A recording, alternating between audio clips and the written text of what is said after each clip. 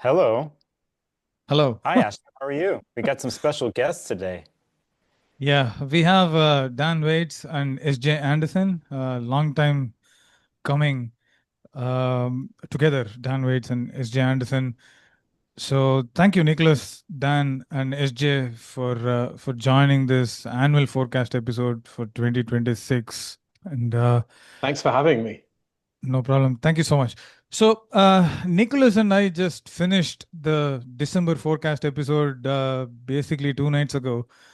and that episode should be out shortly. But this is going to be another marathon with a lot more insights, fascinating insights. I'm pretty sure 2025 has been very, very interesting and fascinating, filled with lots of ups and downs. But I'm pretty sure there is a lot for all of us to take forward, and the world is changing very rapidly than we can ever imagine.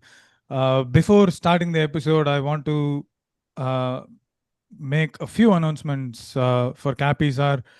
One is like CAPISAR's website is capisar.org, that is org, and CAPISAR's email address is info@capisar.org. But the most important thing, the two things, is that one is consulting skills training, that is from February 13th to 15th of 2026, and ethics awareness training, which is on February 28th. So the consulting skills on 13th and 15th will be headed by Catherine Goshen and Laurie Santono Chito.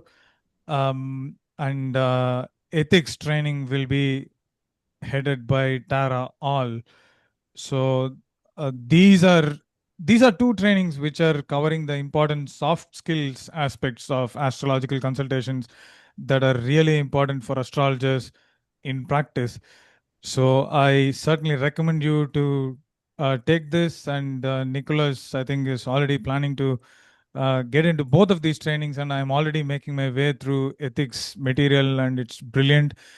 And I recommend everyone to take advantage of this. So I think there is also this paid, uh, what is that, Nicholas? Oh yeah, Part. if anybody's interested too, we just added a payment plan on both those courses too, so to make it easier for everybody. That's a new thing. I also know too here that this is going to be the last time that these tests are going to be at this price. Later on in the year, when we're doing in-person testing at the United Yeah. Astrology Conference in Chicago, there'll be a different price and different setting there. So, but this is a pretty good way to do it, is doing the payment plans. Like Ashwin said, I'll be in both of those trainings too. So pretty excited for that. Yeah. So thank you, Nicholas. So jumping into the real deal, 2026. But before that, should we have a quick summary of what has been some of the most interesting astrological aspects for you? So maybe let's go with Dan first. And yeah, So are you talking about 2025 or 2025, a 2026? quick summary of what has been the most important factor for you, or maybe a few factors. Well, I'm probably not going to say anything here that surprises anybody, but obviously the Saturn-Neptune conjunction that we've had in orb since sort of the spring of 2025 has been massive, and I think has been coloring most of what we've seen, or a lot of what we've seen in 2025, whether you're looking at things from a mundane perspective or a personal astrology perspective. That's been huge, and some of the biggest stories that we've seen playing out in the world this year have clearly been reflecting that dynamic. I think, notably the Trump tariffs and all of this, all of the contention around immigration and borders and these kind of themes as well. It's been coloring all of that. Sure, immigration and borders is really interesting. So, yeah, Nicholas, do you have some stories? Yeah, I'll tag along with that. The immigration and borders thing is interesting here too because of it's you think it would just be happening in certain parts of the world, but it's in every part of the world, and it's questioned in every part of the world, and within the countries in certain part of the world. So yeah, it was a big thing, and I don't think that's going away as we get into 2026. It's interesting here. When I did my forecast for the year, beginning of the year, I was thinking about what was important. I'm like, oh, these eclipses and these quick ingresses and the way we go back out of the ingress. But after doing this recent Mercury retrograde and how we're in the middle of this grand water trine situation, I feel now after the whole year that this might be the most important part for me of 2025, of how it's come to me that way and how I feel about it, and how we're dealing with, and how many people are dealing with the past and having to feel through something like that. And there's certain realities that come there, and you can't move forward first unless you kind of take note of these past stories, past memories, whether they're this year, the last 2.5 years, the last 14 years, right? So for me, I think it's after being here at the end of 2025, this period of time that we're in now has become the most important thing for me.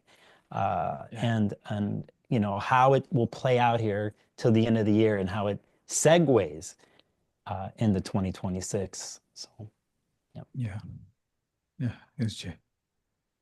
Yeah, I mean, great thing just thinking about here with you guys. I guess I would say, just taking a little bit of a different tack here, the cardinal initiation of the summer was, I think, one of the biggest things that I, lived through, witnessed, and saw with people, meaning Jupiter came to a cardinal sign, Cancer, which is an extremely potent sign in our zodiac of both cardinal signs, that Aries and Cancer, Aries being where Saturn is, are signs of initiation, and just how much was new this summer brought in around that June time. And so, for definitely our personal charts, I would encourage everybody to think about the summer preview. I've been calling it, the great summer preview of 2026, because you had Saturn in its new sign for those 3 months. You had Neptune go present with Saturn for those 3 months. But there's other layers to that, like Jupiter and Cancer for the US chart. I don't know how US specifically want to get, but that was quite interesting with the rise of Momdani, and how that, I think, is part of the mundane astrology of 2026. If we want to talk about Uranus and Gemini being a split, particularly in the American cycles, into maybe tension between two sides. I'm saying that very euphemistically. So there's that, I would say, from 2025 that is very important. And the only other thing I would add is that the air trine between Uranus and Pluto was quite loud, and you could take either cycle. Maybe if you just say Uranus and Gemini, we had this preview starting in July, and you had something in America called the Genius Act almost immediately. Like, to me, that was some of the most literal astrology of the year, where they're moving us into digital currency and digitization in the economic flow, literally as this aspect by sign begins, in terms of the air element being activated by these two planets. I think that's highly predictive for what's coming as well. Uranus, will be there for 8 years, Pluto for 20. So those are just two other layers that I think have been really important with, actually, really quick, one other, and I can go on and I'm going to just say one other thing, because I think it's so important, is Saturn and Pisces with the eclipse cycle in Pisces, and just how creative of a time we're living through with the new technology, namely AI, and how our whole reality is in this almost creative new frontier every day, every week. You see just things that would have been unfathomable, even a year or 2 or 3 ago, arriving. And I think that's a lot of the Piscean moment we're in, this very creative and imaginative energy. Interesting. Yeah, thank you. But I think 2026 itself begins with a bang. Like, we have 2 personal planets conjunct Pluto. Like, Venus is conjoining Pluto on 20th of January, and followed by that we have Mars conjunct Pluto on 28th of January.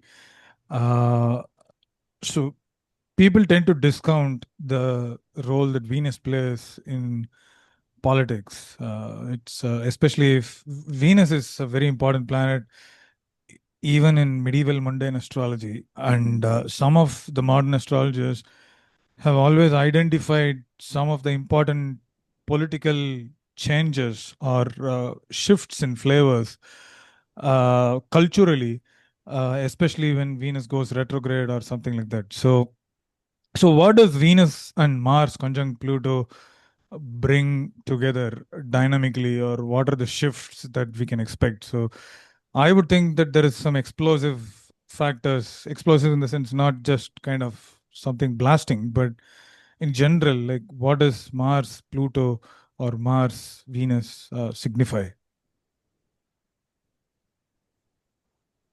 Yeah, anyone can go first. Well, can I say something here? And I know I was just talking about it. I just want to say, Yeah. I would move us a little bit back in terms of starting the year, Aswin, if we could, because Yeah, I think the interesting moment is this double Kazemi Dan was mentioning before we got on, and how Mercury enters Capricorn basically the first second day of the year, depending on the time zone. So yeah, there's this major Capricorn opportunity, you might say, to start the year. And I think that's worth noting against the backdrop of what Nicholas was saying, that we've got these grand water trines that have been so heavy, so much waterlog, so much internal processing and all of that, that I think we can start the year coming out of that with some practical application for all of the kind of heavy depth charge that we've been experiencing this fall in 2025. So I'm real excited about that for everybody. Just, thinking about the Capricorn archetype as building, doing, making, long-term, structuring, Mars, the exaltation Lord there with all of these planets overseeing everything. It just kind of feels like you're on a construction site and you got like a good general giving orders to kind of get stuff done. And I think that can really set up the whole rest of the year, because there's a lot of supportive, constructive implementation energy to kick it off. And Capricorn's well protected. It's aspecting Saturn, so that's important context, I think, in my view. I agree with you. It's interesting. It happens to be within the first week of the year where everyone's in a certain mindset of thinking about what they want to do, where they're going to go, and to try to establish a foothold or establish some sort of foundational framework, right? And if we go a little bit back here from when we're doing this recording, the end of November into December, we're coming out of a place where, like I mentioned earlier, we're trying to let go of things, and then planets are going into Sag in December, and people are trying to move forward. Then I think I actually like all this Capricorn energy in the beginning of the year, because everything just starts to solidify, or is the want to have that structure and discipline in the plan. So sometimes we don't get this until later in the month, or sometimes in February with the beginning of the year transits, but here we are, it's within the first week. I also think that too, when people are unsure of things, or they don't quite know what's going to go on, or they are looking forward to something, in both those situations, there's nowhere to stand. It doesn't feel concrete. But when you have transits like this, solidifying or trying to solidify themselves, I think it's a great way to start the year. I don't know, Dan, what you think about that, but Yeah, I agree. This year comes in pretty hot. It's this sort of cardinal initiating energy right there, but in an interesting way. These Venus, Mars, Sun triple conjunctions, I think they come around every 6 to 7 years or so, but this one is particularly tight. It's rare to see both Venus and Mars in the heart of the Sun at the same time, and it's kind of interesting that those two planets then are sort of beginning their synodic cycle, depending on how you view the synodic cycles, in conjunction with each other. So it's going to give the Mars cycle a more Venusian flavor, and the Venus cycle a more martial flavor, which I think is quite interesting way to start the year. I've also been tracking this this conjunction versus where it's happening. It's happening at quite an interesting place. 19 degrees of Capricorn. And I'm looking at things from a cyclical perspective. And in 1993, this were the degrees of the Uranus-Neptune conjunctions of that year, which were huge conjunctions setting off a long cycle at that time, bringing in the birth of the World Wide Web and fall of the Soviet Union and all sorts of interesting things. And I think some of those themes are going to be triggered by this triple conjunction that's happening early on in the year in quite interesting ways. Elon Musk was saying that people won't need internet or smartphones because they will be having this AI chips implanted. in them, in some part of the body, and that is going to kind of make everything basically obsolete. So I'm really kind of worried that if that might happen around this period or this year, but it's Well, just a I'm sure he would want that to happen because it'd be very profitable for him yeah, because he's got that company that does it. So, yeah. but I think that's wishful thinking right there. I don't think that's happening this year. Thank God. Yeah. Just one other quick, can I just throw something else in here? Because I think this is going to set us up for the big Saturn-Neptune conjunction 20 February conversation. A lot of what I want to talk about with that is Russia. Okay. We just got to come out. One of the big themes of 2026 is Russia because of the history of the Saturn-Neptune conjunctions. Correct. And the last time Mars and Venus were co-present there, or 2 times ago in Capricorn, was the February 2022, whatever you want to call it, the activity there in Ukraine, whether it's a special military operation or an unprovoked full-scale invasion, whatever framing you want to give it, this was about Capricorn when that all initiated with the Venus retrograde that was there, and then Mars was there, if people can recall that from 2022. And so that's so hot right now, especially as Saturn is just stationing direct as we talk, and it's all coming. I mean, I've been talking on my YouTube channel. It's like they all know this. It's like all the world leaders are rushing in to try to get out ahead of Russia, Ukraine ahead of 2026 because everybody knows Saturn and Neptune are going to conjoin in February, and the history of that is so Russian, infused that that is the big story. And so you wonder how much is happening there at that conjunction, which is what 7-8 January. That's kind of setting up whatever these events that come later, first half of the year, I think, probably with the Russia-Ukraine resolution, however that's going to resolve. I think there's a very high likelihood that next year sees the big event for that situation. And Yeah. what it's looking like now is there could be deals signed, and maybe, God willing, it's a more optimistic thing for the world where there's a peace deal and it's over, right? Wouldn't that be so cool if that's what 2026 is, a celebration of peace? And that seems a little bit more likely now. I mean, I'm not saying that there's the other scenario, which seems just as likely, that is terrifying. So I don't really, I'm sure we're going to get into all of this, but just keep in mind that Capricorn moment is about Russia too, and it could be coming in early, in my view, with this. I think a lot of the configurations that we see in the early weeks and months of the year are speaking to Russia. I did my own forecast today, and that first sort of quarter of the year, if you look at the cycles that are being spoken to, it's Russia, Russia, Russia, Russia, over and over again, including this triple Sun, Mars, Venus conjunction, which is again happening at this degree, which signified the end of the Cold War. Essentially, that's where it came, and there were treaties between the US and Russia, start to arms reduction at that time, and those themes are coming up again. And I've seen some hint of these Sun, Mars, Venus conjunctions as having to do with war negotiations, arms reduction negotiations. You have Mars, war, Venus, say unity or peace, and so forth, and them coming together. I've seen that come up, but in a not necessarily a particularly stable way. Mars-Venus conjunctions don't tend to be particularly stable in their significations either. But I would definitely second that, SJ, about Russia being a theme of that. Well, the appearance of that, you're saying that I'm thinking about where Saturn is in all this, and at the very end of Pisces, and in a sense having a Jupiter and Cancer influence, being retrograde here, I could see the appearance of looking for something that's cohesive in the deal, but does it really have something to it, and it could seem that way. I agree with you here, but I'm looking at that Neptune, Saturn, and Aries coming down the line, and then how everything turns in from a Jupiter thing in the end to a Mars thing. And as we know, we're probably going to talk about here the history of that conjunction in general, and it being Mars based and what it's been connected to in the past too. So yeah, I could stay hopeful here as we do this during a grand water trine. I'll try to be hopeful. We could talk about this, but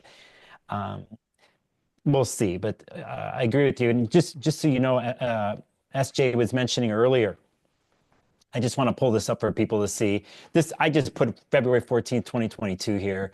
And you can see here at 15 degrees, this is pretty close to what SJ was talking about back then, just for reference right there. Okay.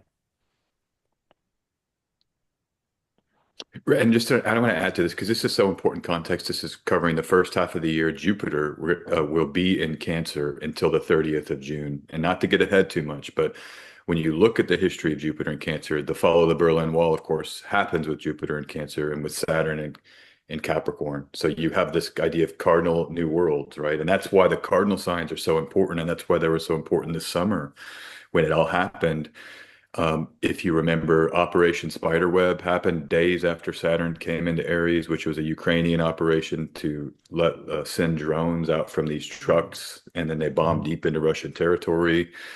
And so immediately I was like, okay, wow, this is portending, Saturn and Aries in February and the events that may be leading to related to Russia. I think I want to say this here too, is that this is another high level theme, Uranus and Gemini as a war cycle for America. That is something that gives me, I want to be hopeful too, Nicholas, but I mean, there's all of these other counter signatures next year that lead, we have to consider how these things may fall apart. If there's a deal earlier in the year, how does it by April when Uranus re-enters Gemini, and then by the, could things fall apart? And I think we gotta at least create space for that from a logical and realistic perspective, and I'm praying for peace as always. But yes, it's not just all rosy when you look at these other cycles that are so war-like, I think it could fall apart quite quickly, honestly. I wonder if it starts hopefully, but then very quickly things go wrong, because if you look at some of these other things that are coming in quite early, Aswin, you mentioned Mars-Pluto. Mars-Pluto meeting at 3 degrees of Aquarius. There are quite a number of charts you can use for Russia, and everybody seems to have their preferred charts, and there are a number of them about. But I've noticed that basically all of them have important chart factors in those early degrees of Aquarius, whether it's 3 degrees of Aquarius, 5 degrees of Aquarius. They're all getting stimulated by that Mars-Pluto conjunction, and there are all those other planets there as well. So it's very significant. And if you look back to what came at the square between Mars and Pluto in the previous cycle, the closing square, that came at the end of September. And the closing square will tend to point towards what might be coming at the next conjunction. And if you look at the news at that time, you had Putin ordering 130,000 troop expansion of Russia's army. You had the British talking about how they were thinking they were at war with Russia already, and the talk was extremely warlike. I think Zelensky was also at the UN asking for intervention in the conflict. That was right on that closing square. It's all pointing again to this sort of end of January time. So, while I would love to see peace being permanent, I think there are efforts put towards it. I think there are attempts, but I'm sorry, but I'm not sure if they're gonna work, because there are a number of things, one after the other, that all seem to speak to things not going so well. Even if there was the most optimal situation where there was a form of a peace plan, the boundaries aren't the same. The boundaries aren't going to be the same. And we know this by looking at past mundane transits with Saturn-Neptune and with Uranus and Gemini in the past. Even if we have some optimal situation, you see here in the last week, some of the talk of the dealings of some of the United States kind of pushing a narrative of like territory that's would be taken by Russia. So if there was the most optimal situation, the borders aren't the same. And even if that were to happen, people don't forget.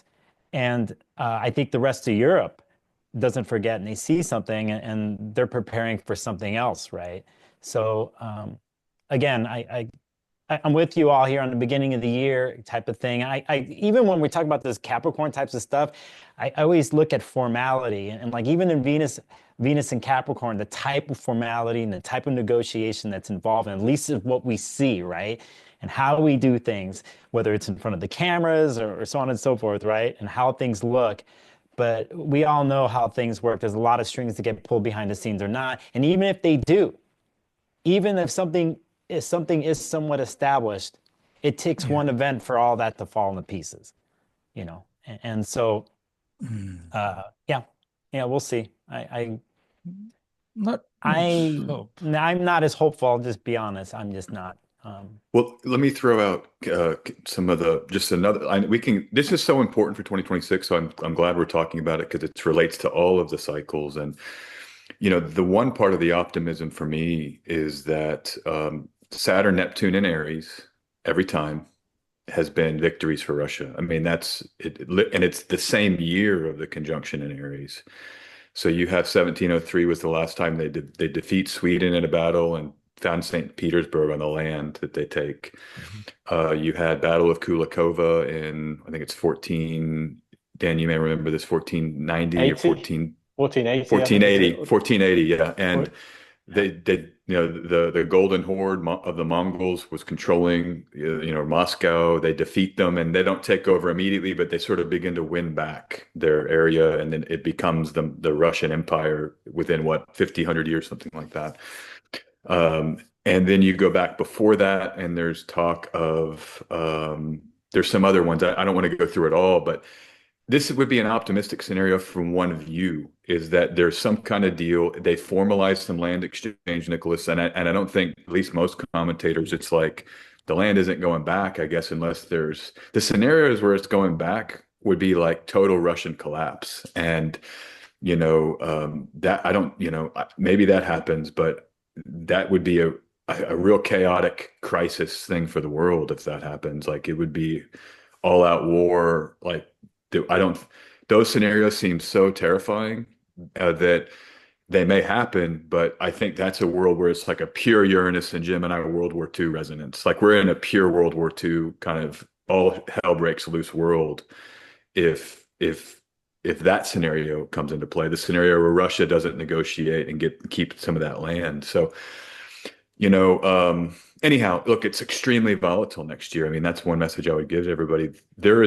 We could see things that are insane that we've never seen. I mean, I think about 2026 as like, it's 2020. We had Jupiter, Saturn. Yeah, it's Saturn, Pluto. This is really the next major moment where I think there's as hot of a year with so much outer planet activity, meaning we could see as hot of events in terms of the global consciousness and the way that the collective is going to look back at this year as being pivotal or something like this. And if that happens, and just to come back, yeah, Europe has basically said we're going to war. Germany this was all with Saturn and Aries. Germany says we're going to basically get our warlike infrastructure built. There was that massive push in Europe to start manufacturing munitions. France said it's going to be wartime. I think literally by 2026, March or April, there was headlines that like, we're preparing for that time to be ready. And that's what scares me the most, is that this could be just like a Mutt and Jeff or a good cop, bad cop. They send Trump out as kind of to negotiate. And then what's about to happen is a major warlike push where all hell breaks loose. I mean, look, guys, we're forecasting here. So I hope this doesn't happen. But I think we have to consider some percent likelihood of like a pure global warfare, way more than we have in 2025, about mid-year. And one last thing I want to say is that it's that Russian declaration chart, Moon's 5 degrees Aquarius. They have their North Node there. Well, what else happens in February? An eclipse in Aquarius. That Pluto-Mars conjunction to me is about a larger kind of fated intervention of the eclipse cycle that also is 3 days after Saturn re-enters Aries, the domicile lord of that eclipse being in warlike Aries. So it's a real hot moment in February when you talk about these war signatures and the Aquarian maybe being new worlds. That's what Aquarius is. It's like new Saturn-like implementative worlds. And then you have Saturn in Aries. It's like the conservative structures get broken out by like a passionate new initiation kind of thing. It just feels very volatile. And it wouldn't surprise me at all if this is like the deal breaks down. And then now we're going to rush headlong into the cascading events that will trigger. one way or the other, whether that's Article 5, whether that's like France and who else are they saying the troops? I think Britain, they just say, we're sending our troops there. They're just going to say, F it, we're going to do it. We don't need your agreement. And then and there's some kind of escalation like that. I mean, so anyhow, not to get too dark, guys, but I think these are kind of scenarios. Yeah, I agree. I think part of what makes that sort of January window quite volatile is, as you say, that eclipse in February. We're going to be feeling that already at that time, I think, when you're getting a Mars-Pluto conjunction. And that eclipse, to me, the 28 degrees of Aquarius, it does look quite volatile, potentially violent. It's in a tight square to Uranus, which is conjunct the fixed star Algol, which has a fairly fearsome reputation. And you see some quite intensely difficult things happening when that star is activated. And the closest, traditional planet to that conjunction is Mars. Aspect-wise, it's about 9 degrees away. So there's a rather, I think, warlike feel to that eclipse anyway.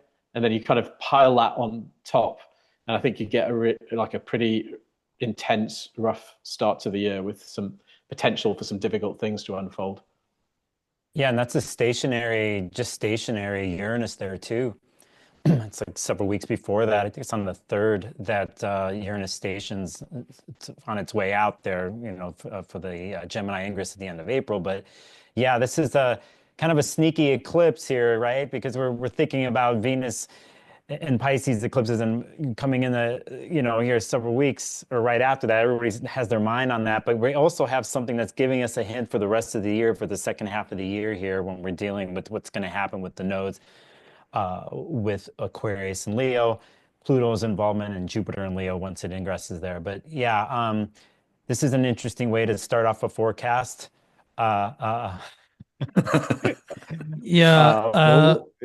From a mundane level, we're being real. There's those who will be singular in their own little bubble worlds, like thinking of other things, but at the same time, we have to look at stuff like this because, we're also dealing with the byproduct of things like this, which has to do with economics, right? And yes, so on and so forth. So we're already dealing with some volatility that's happening here economically, and it leads to other things. I mean, I go back, maybe you all can help me here with some of the trends, but even if we go back to 2020, end of 2020, when we did the conjunction there, and then we went right into COVID.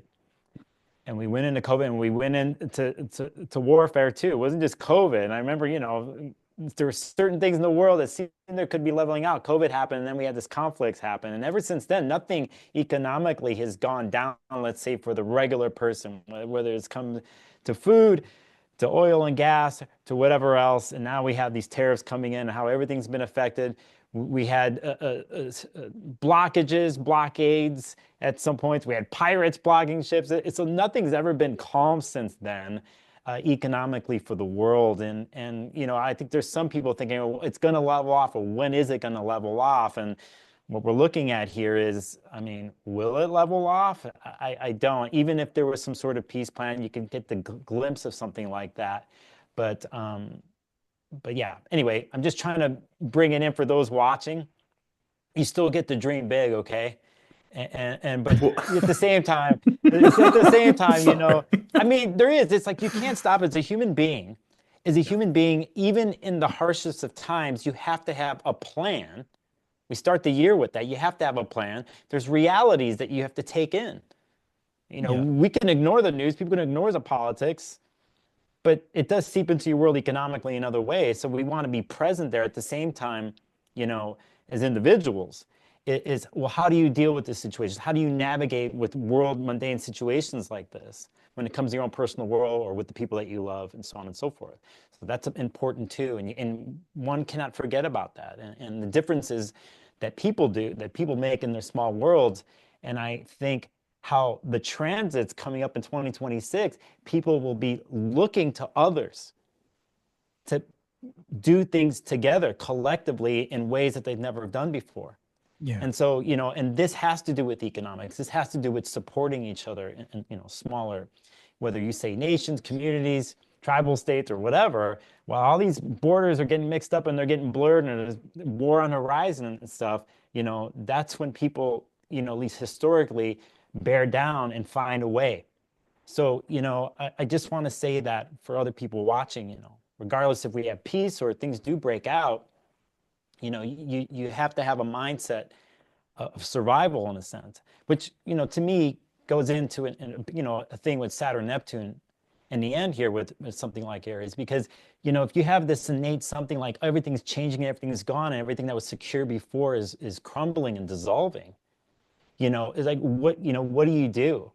Right. And at some point it is instinct, right? It is survival, and it is fighting for what you need to get through the day, on that macro level. And then there's the small part, and then there's the big part of it, right?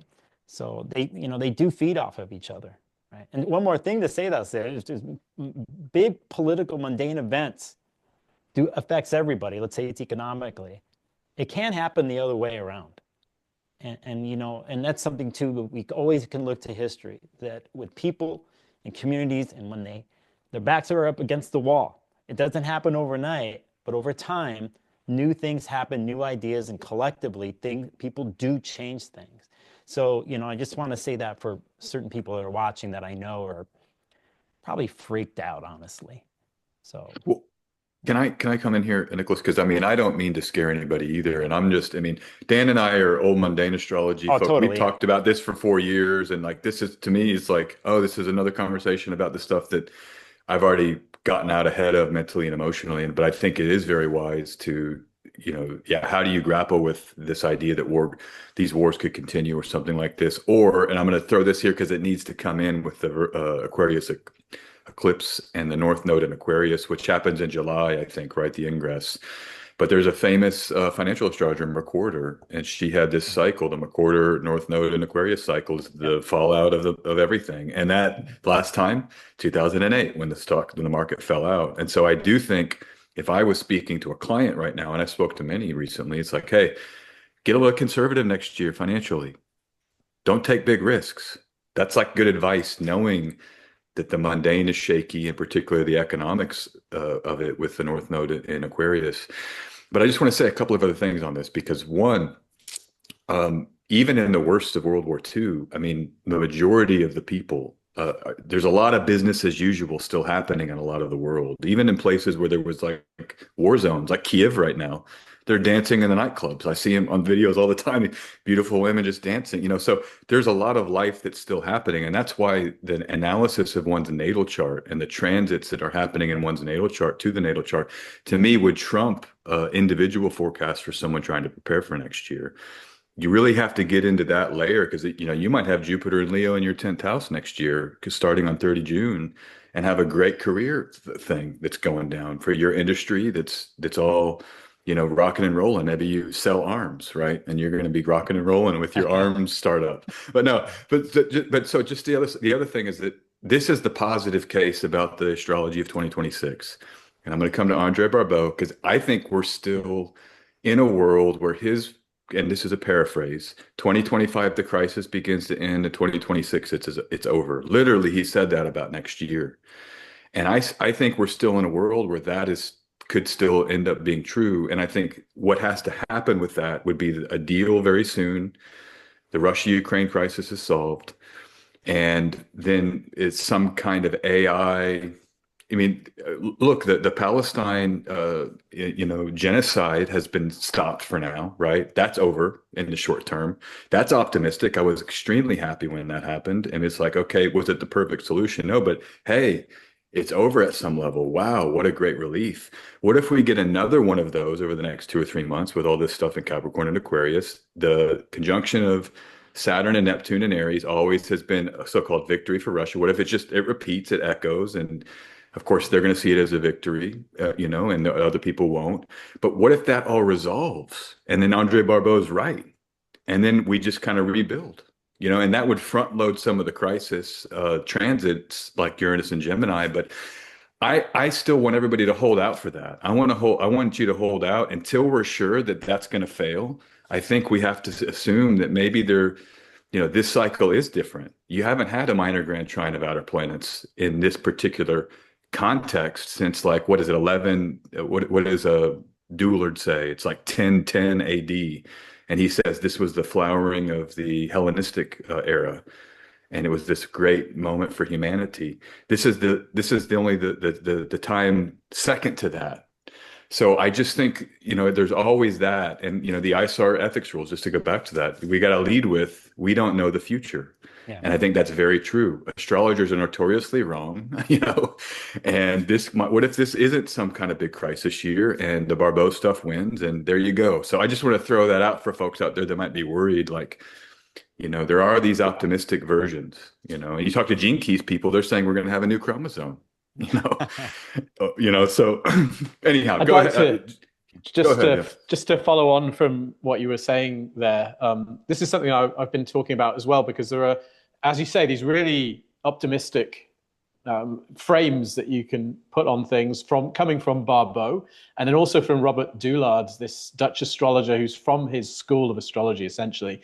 And Doolard did a very extensive study of war throughout history, looking at all the synodic cycles of the outer planets and looking at how likely wars were when the cycles are predominantly waxing, which is what they are now.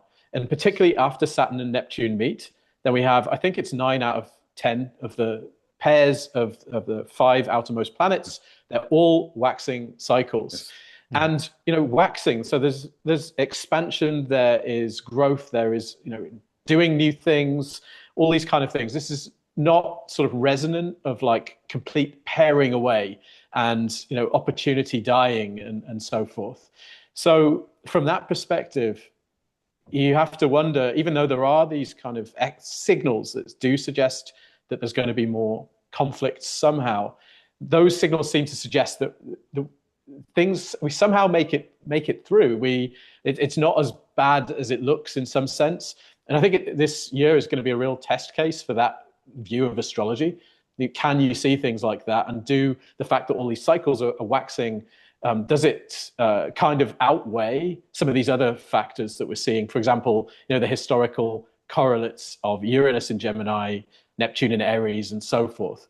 So there is this optimistic frame, and I think it's folly to go all in on one particular frame. This is what's going to happen. We don't know. All we can do is weigh up the different factors and maybe come up with scenarios that we're mentally prepared for. And I think that's one of the values of the astrology here. Yeah, I like what you said, to mentally prepare for it. And by the way, I think that was a good way to come full circle and balance it all right there at the beginning of the year. I just have to say that, it's good. We can't help it as humans and as astrologers to deal, because it is real when you go back. That's what we do. We always are looking at the past, and that's what we do. We're calendar people, and we're looking at history and points, and it's a strong case.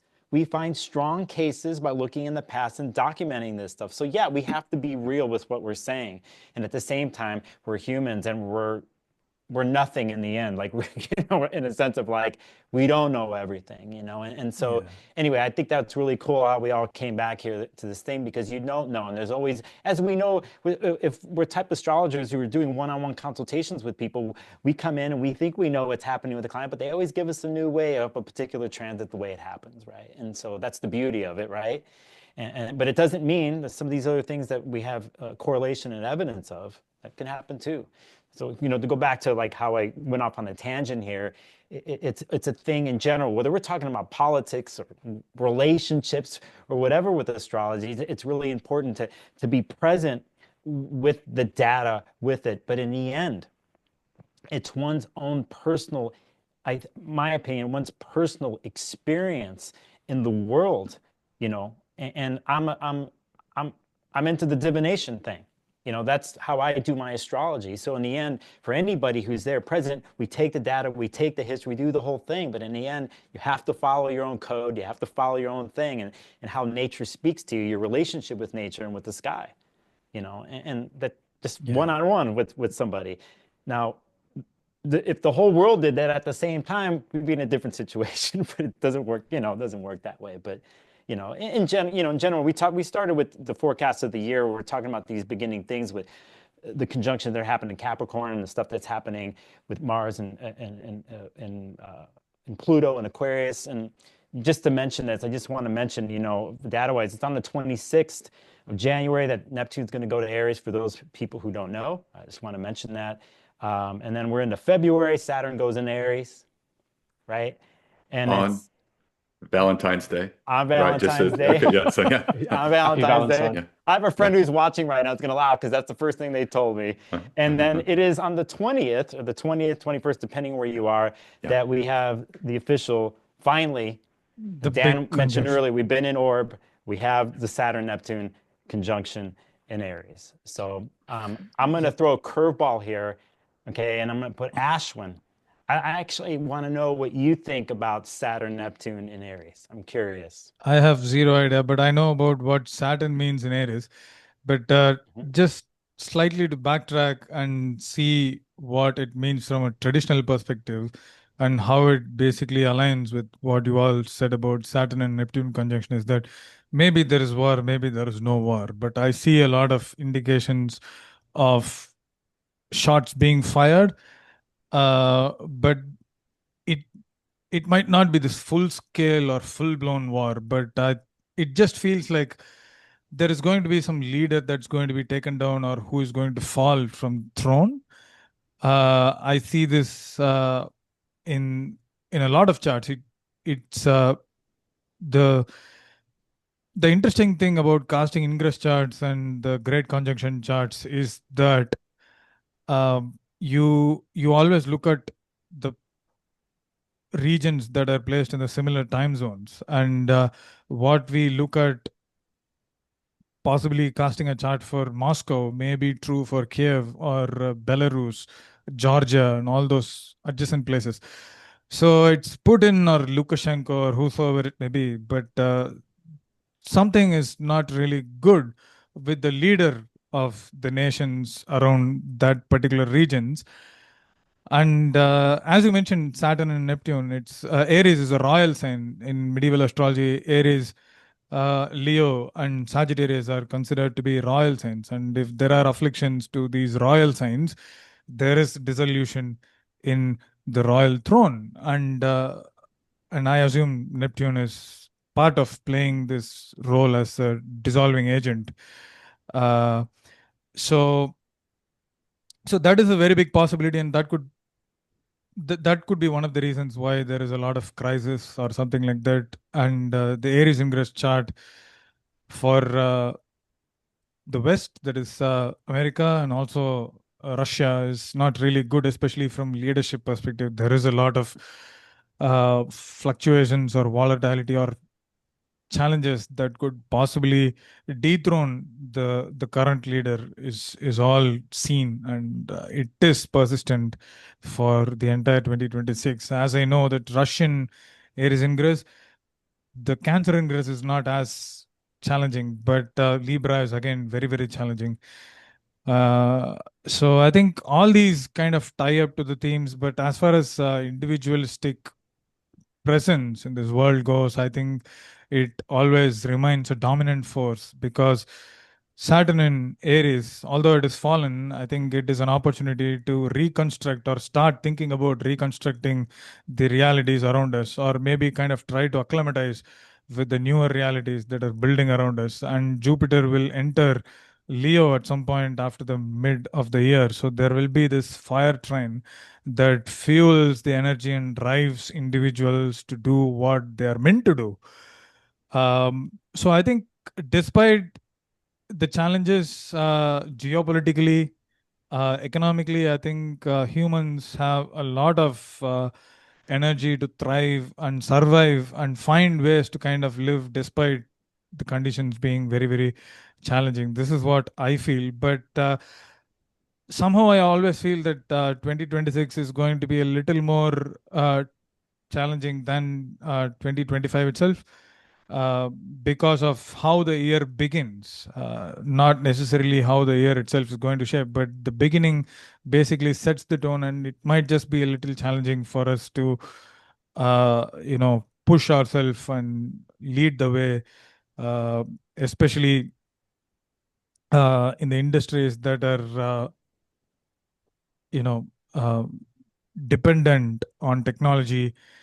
Rahu, the North Node, will enter Aquarius at some point, and that brings in even more challenges because of AI. So I just noticed that China has deployed robots are patrolling the border between India and China, and this might just aggravate. Many more countries would probably kind of do something like this. And there is a lot of craziness going on around across the world. So robots are doing surgeries for human beings. So what if things completely change when the North Node enters Aquarius? So there is a lot of things to ponder upon. There is a lot of newer realities that we need to adapt to ourselves. And I think Saturn is one answer for all these questions as long as it stays in Aries. There is difficulty, there are challenges, but I think we are going to learn to walk our way through the changing times. And the times are not, I mean, peace is at least not uh, outside, it always is inside, and that is probably one of those realizations we are going to have during this time. So can I come back in? Because I wanted to say, Nicholas, you had mentioned this earlier, and I think this is great context for 2026, is that we're going into the masculine axis. Let me just say it that way, and so-called masculine, right? Astrologers call it the positive polarity, or there's other names that we give to it, but effectively Aquarius, where this eclipse is in February, Saturn-Neptune, Aries is meeting. Those are so-called masculine signs, outer world, Yeah. active. We're coming out of maybe a more internalized phase into a more active outer world phase. And I say this in the context of working with this energy personally next year. I just want to encourage everybody to stay fresh and active. I mean, there's a lot changing in our world. There's great tools out there. I code with AI a lot now, just like I'm doing advanced programming. I've never known, I have no idea what this would be a year ago, but I've been empowered with the tools that are available to write software, make software. So there's all of this happening across every industry. And that's just one example, but there may be, that could just be an analogy or a metaphor for what's happening in someone's life without that specific tool, with whatever in their life is new, whatever new innovation. Aquarius, right? Aries, start with some innovation, see how that might fit in your life. And whether it's the McQuarter cycle where we have a big crash and it's like we're having to innovate to just survive, to get the potatoes or whether it's not as extreme, but I think the spirit of initiating new and innovating is one theme I would give to people for the whole year. And so there's that. I want to come back and just trace a little bit of this, though, for the year, and Dan said this at the beginning, effectively, this is how I see the year. You have the eclipses in February, Saturn, Neptune. That's the big pocket. And I'm going to skip ahead a little bit, but because I want to put this context here, and it's speaking to what we're speaking to here. The next big pocket, in my view, is July, where you have the perfected aspect of Uranus, sextile Neptune, and you have Jupiter perfecting an aspect to Pluto. So the 9 waxing outer planet cycles that Dan was referring to earlier, that ends on the 15th of July. And that's over. There's no more 9 outer planet waxing cycles. And then you have the next month on the 12th, the eclipse in Leo. In September, and let me actually have these dates up. I think it's August and September. Mars and Venus enter signs that they won't leave until 2026. Yeah. And so one way that I look at this year is that it's all this first half, major blasts, new worlds, whatever it's going to be, whether it's the deal that falls through or the egg. And then basically the second half of the year is kind of a grind to process it all. And then we come out of it in 2027 into whatever it's going to end up being. But I think that might help people. I don't know. Just like this year, it was all this grand water trine at the end of the year. And I think next year it's going to be more of a slower end and a more of a kind of grinding in the aftermath of whatever the consequences are of these new worlds. And I think the economic stuff, I do think that's really important. I do expect there to be downturns. There's just too many indicators. There's the midterm elections in America, that's always down or often can be down. There's this North Node in Aquarius. So anyhow, I don't want to repeat all that, but that's one way to just look at the year. It's like February runs into this eclipse in August, and then we're kind of having to go back over it all in a way.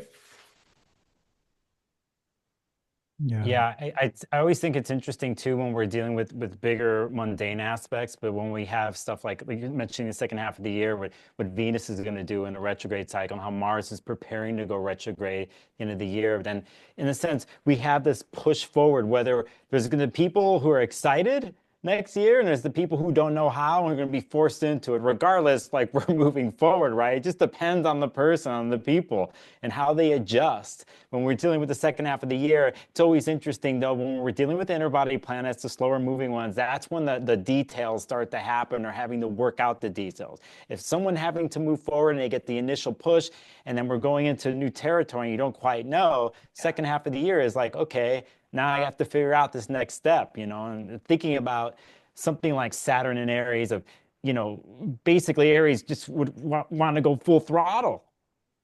But, with Saturn being there, it's more, if one has to start to learn, let's say it's an Aries situation, Aries person has to learn they can't go full throttle, right? And so they have to figure out a different way to expend energy, to push something, right? Maybe it's in shorter bursts. Right? So the shorter bursts we get here in the beginning of the year, when we get the second half of the year, we're kind of maybe backtracking and looking how we did the initial bursts, when we're dealing with Venus and Mars. And so, and then one gets to kind of configure and stuff like that. And we take that into next year. But I actually love being, just because as a practitioner with clients, it's so the details are always there. Nothing's ever hidden when you're dealing with people and when you're talking and looking at people's charts, So I'm glad that you mentioned that second part of the year there, SJ. So yeah.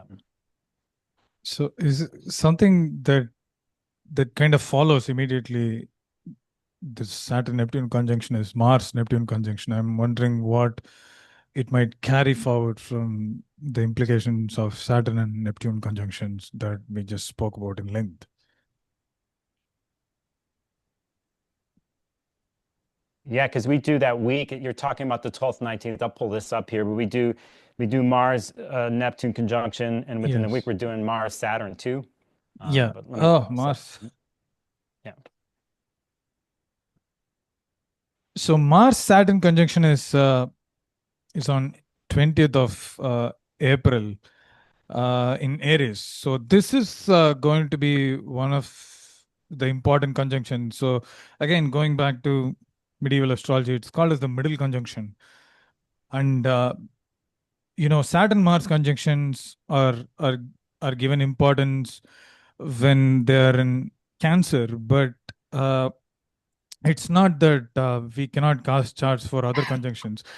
It is just that in Cancer, it's a lot more important because both these planets have their detriment and fall. That is, Mars has its fall and Saturn has its detriment. And Cancer is basically the sign of human nourishment. And two natural malefics having poor dignities can bring a lot of challenges to the existence of humanity in those particular regions, especially if Cancer happens to be the fourth house or any of the angles for that matter in any of the ingress. And Saturn Mars conjunction, personally, I think it is in Aries, it is a quicker build up, temporary quick build up of whatever we want to do in terms of taking an initiative or pushing us beyond the boundaries and moving forward. This is one of those quick 30 to 45 day period that helps us to regain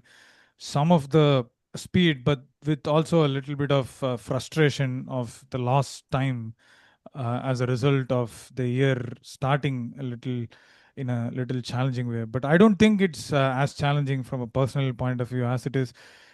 But on the other hand, I think Saturn Mars conjunction is in Aries. Again, it goes back to what I said earlier, is about being a trigger point for something that might happen to one of the leaders of one of these major countries is, again, Aries is the royal sign.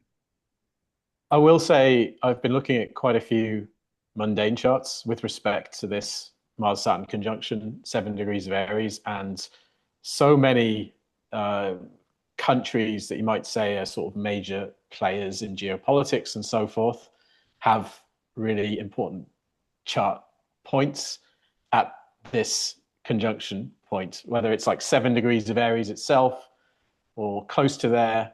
There are lots of them, and one of them is the NATO chart, which has a stellium in Aries. I think Mercury's at 6 Aries, the Sun is at 10. There's all sorts of planets in the NATO chart there.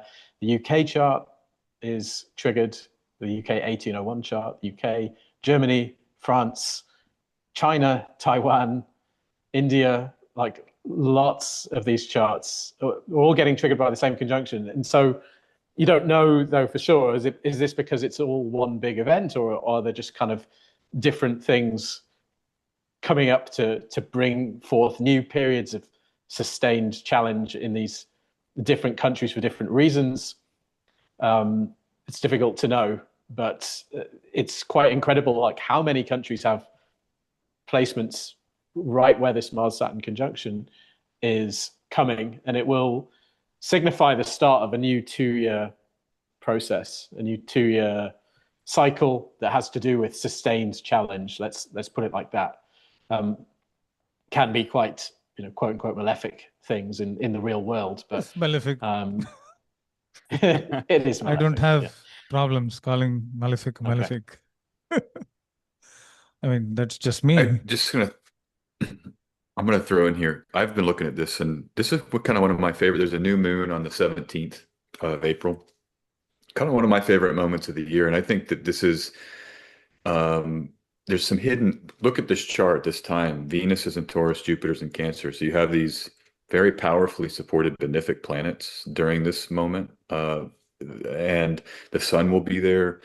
And so I think there'll be a lot of opportunity actually to put, the mundane world, we've already talked about the crazy potential. So I assume if that goes insane, there'll be some crazy headlines or something. But I think in our personal lives, I think about the summer preview of 2025, we got initiated into the new Saturn and Aries worlds. By this time, I think there will be a lot of opportunity to be settled a little bit with just how crazy and new it's going to be for us in the Aries sector or in general.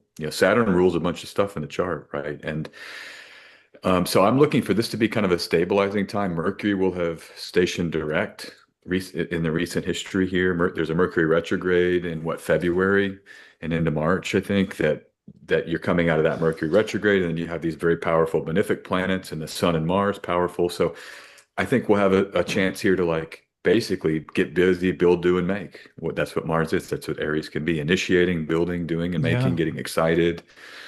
Breaking free from. I think one delineation with Saturn and Aries I would encourage people to have, rather than the malefic centering, which I know that's natural, but it's breaking free from what constrains. I mean, that's the beauty of Saturn weak. All that former structure can get shattered, and there's room for newness to emerge, and that can be great for a lot of us, having Saturn weak. You get weaker,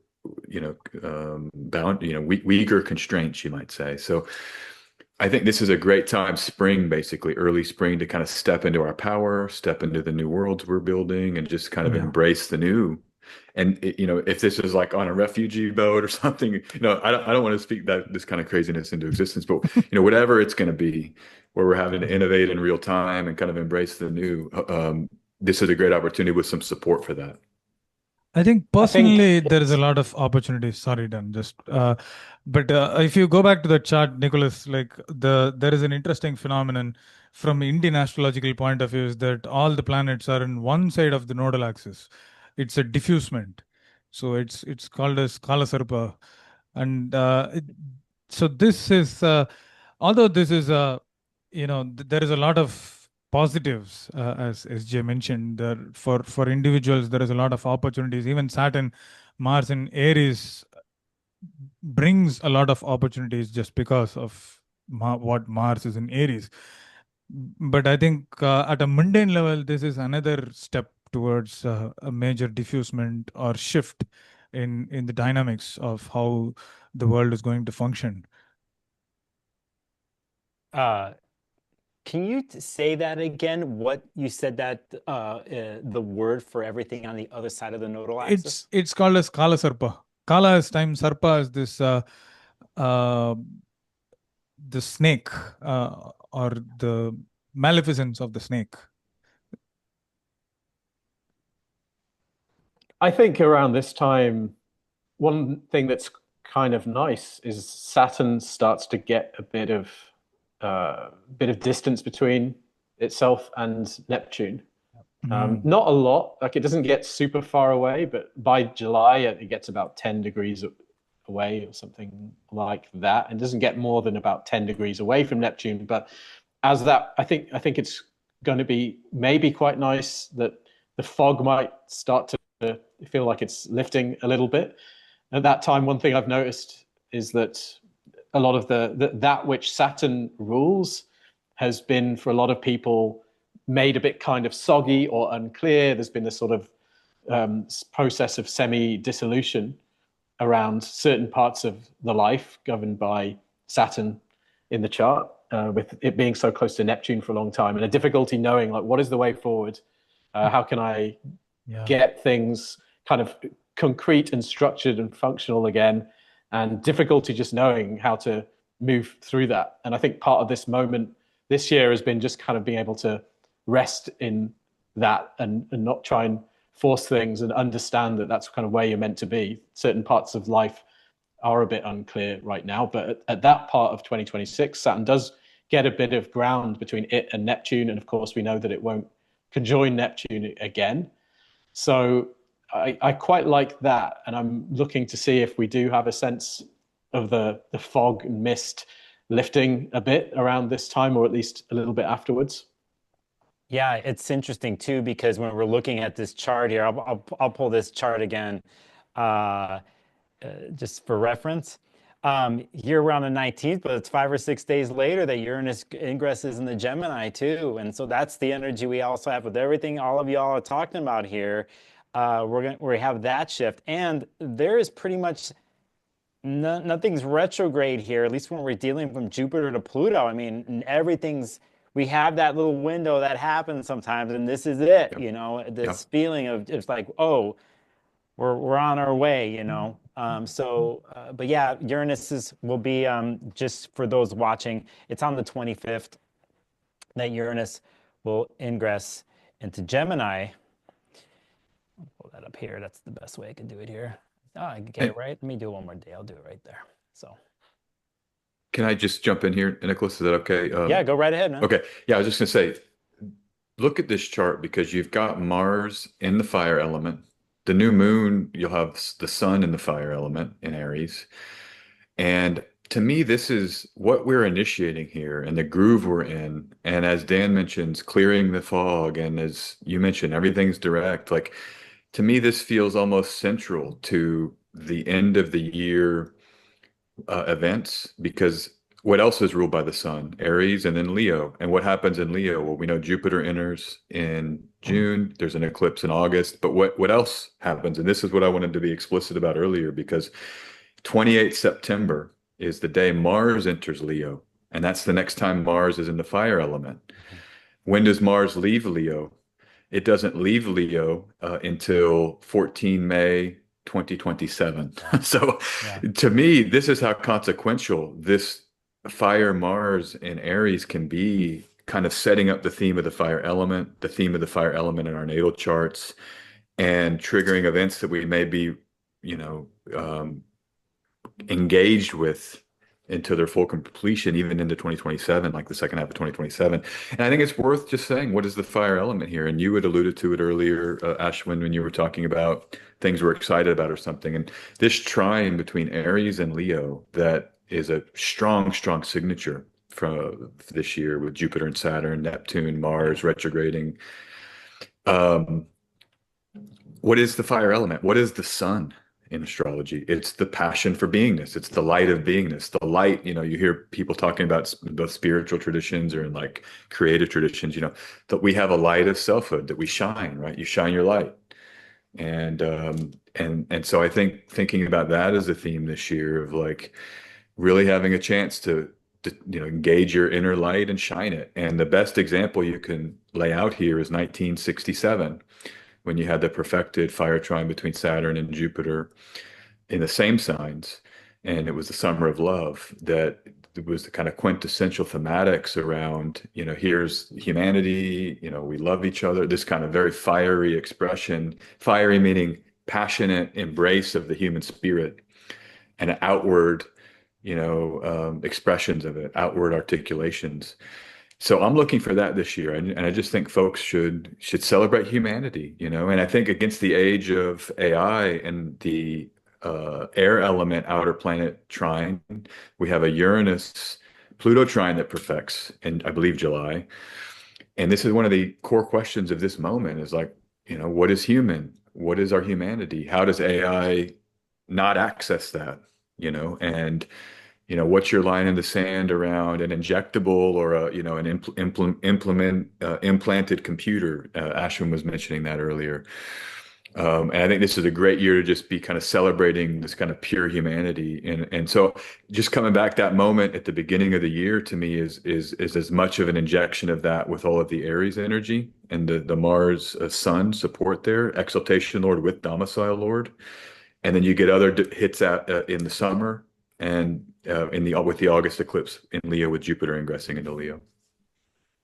I'm psyched for fire and air in general. I know there's challenges in the world and stuff, but as for but no, seriously, I mean, it's sometimes you need it though. If you have countries or a world coming out of what we mentioned earlier, of 2020, 2021, and coming out of it, and everything that's happened here, let's say from a creative standpoint and innovation standpoint, and then, there's innovation, there's tools that are being created, then it takes someone to use the tools. And using the tools and breaking them and then putting them back together into something new. But you need fire and air to do this. It needs to be tested, right? And so there's the period of time here at the end of 2025 where I feel like there's some sorrow, mourning in the past here, but regardless, one has to test themselves in the world. And you need to go against something, or something needs to force you to do something. But if you were going to go like get hyped about something like this, is like, hey, this is the time to completely experiment. And all these things for the last couple of years, the things that you've been brainstorming on, or the things that you had to go through emotionally, and you're over with, it's like, well, you know what? I can't take it anymore. I don't want to do that anymore. Right? So like, here's this something, boom, I want to do this. And so I know from a creative level, from many people that I know who are musicians, artists, left that during COVID, by the way. They had to drop it for whatever reasons. I see them starting to come back. They had this tension and release happen, this ebb and flow that's happening where something had to go. Something worked for a while creatively, and then it doesn't work anymore. And a lot of times we hold on to something that gave us power before. And when it doesn't anymore, some of us don't know how to let go of something like that because our identity is based on it. But when you have things like planets going in the fire signs, it tests your identity. Your identity has to evolve. And that's the beauty of when fire signs are linking up with each other. And then you have air there in the background pushing it, it's pushing the idea, pushing it. And to me, I think it's a great year if someone were to take risks creatively. And not only that, there's the individual creation, but I think what's inevitable here, if we bring in something like a Pluto and Capricorn, or Pluto in Aquarius transit, and the trine with Uranus and Gemini, how we're interacting with each other, how we're exchanging our new exciting ideas with each other, then how we're doing it collectively, it is what I'm most excited about for next year. There's the politics of it. I think the creativeness and all that does seep into politics and movements within culture and within countries, but if anybody's out there watching, like been waiting for it, like, when am I going to get together, like their version of being punk rock, or their version of pushing something to the edge and expressing themselves to the edge, this upcoming year is all about it. So, so anyway, just to go off of what you're saying, SJ. So 100%, man. It's so exciting. I'm glad to hear you say it. And yeah, thanks for sharing that excitement, because I feel it. I feel it, man. Yep. Cool. The second part of the year, I think Neptune goes retrograde. We have spoken a lot about Neptune.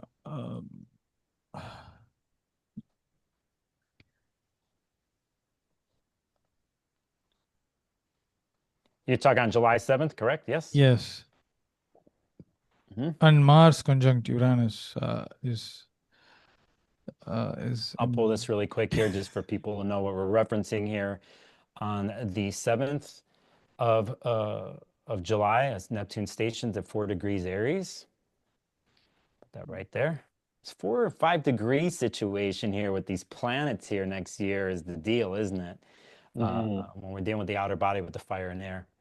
So there's that right there. Yeah, this is where we really get the that minor grand trine, Uranus, Neptune, Pluto. We get these exact aspects forming, and this aspect gets to its most powerful around this time.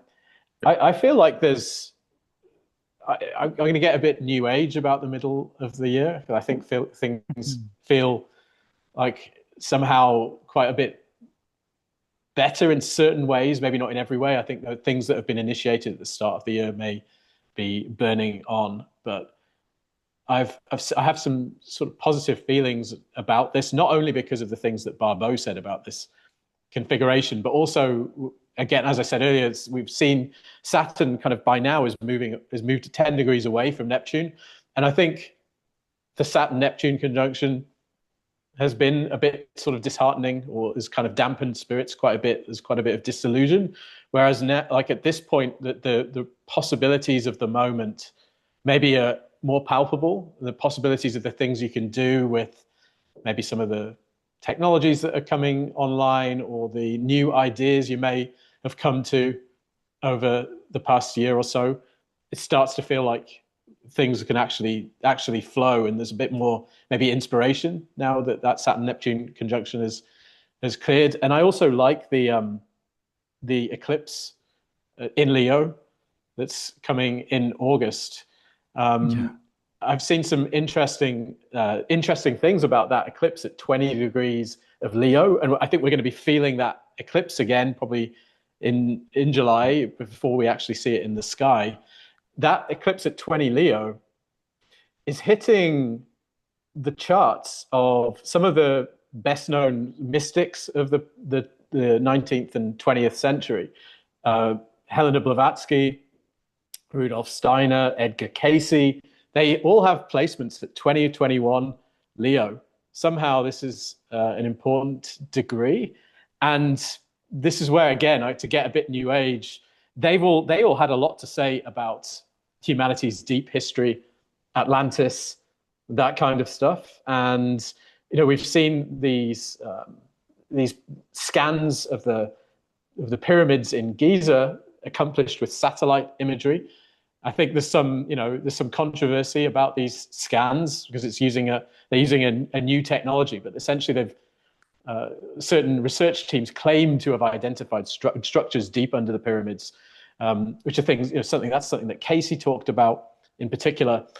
And, I'm wondering, I think there's something gathering pace around revelations about our deep history.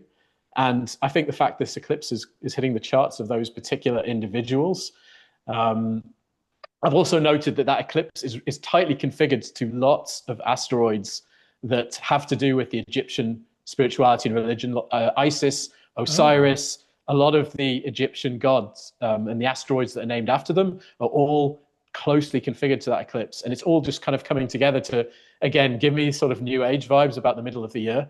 I think there's some really interesting stuff that's coming out there that has implications for deep history, our spirituality, place in the cosmos, and all that kind of thing. And so I'm kind of looking forward to that. And this is where I think the year gets kind of exciting and interesting, at least not in a sort of scary way.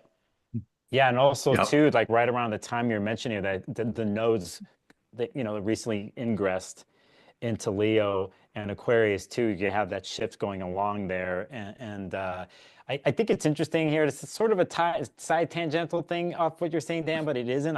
Considering we're entering this 14-year cycle of Neptune and Pisces, and all the things that happen there when we deal with like what people do collectively when it comes to something that's beyond us, or how we always searching for meaning, right? We basically humans search for meaning, whether it's beyond us or that's within us, and how we connect the two.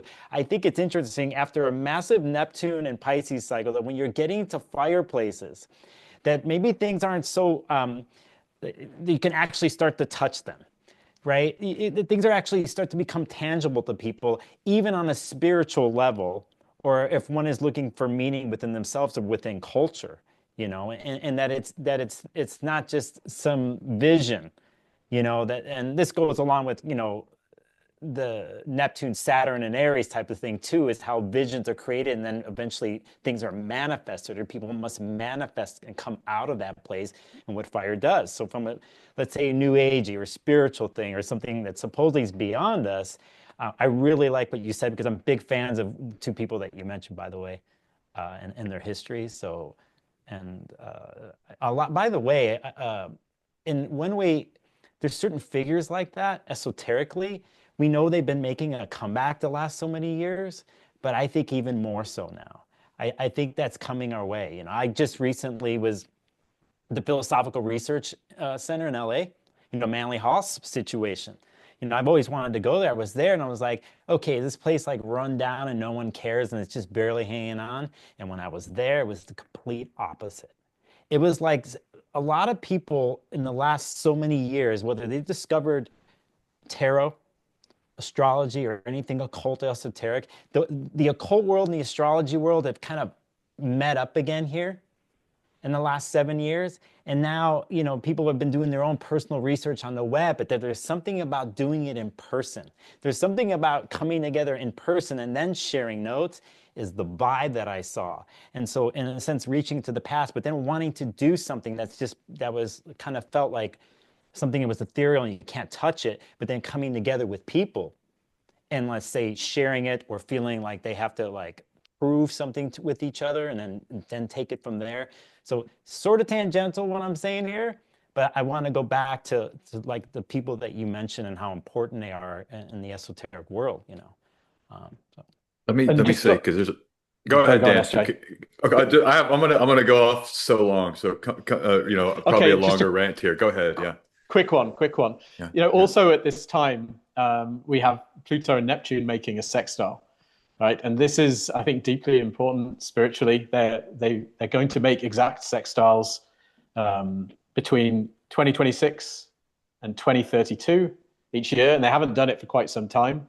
And this is the kind of final phase of this century-long sextile between these planets that we've had going since the 1940s when they came into orb.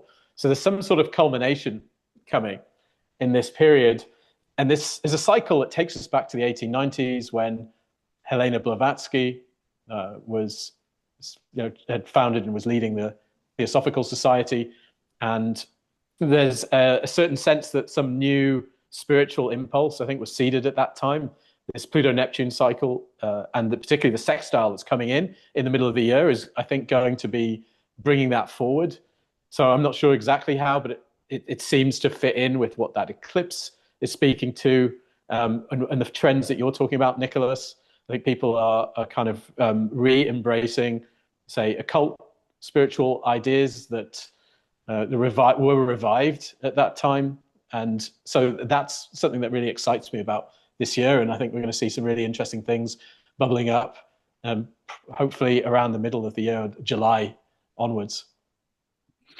Yeah, let me just jump in because it's Nicholas, the obvious thing as you're talking, and you know this, but what happens in August and September for our community, right? The coming together, the global event of astrologers coming together in Chicago, which hasn't happened since 2018.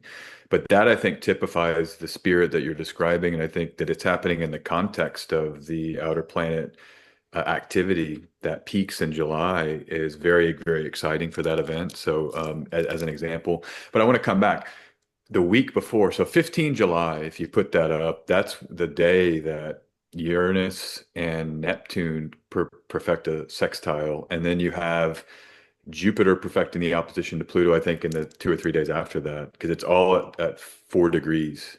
All of those planets are at 4 degrees at the same time. And of course, I don't think Andre Barbeau mentioned this day as the peak of, the reasons why he said 2026 was going to be coming out of the crisis. But this is the moment where those waxing cycles are at their peak, and it's the moment where it's the greatest application of these 9 waxing cycles. We won't ever get something as applying and as auspiciously applying from that vantage again.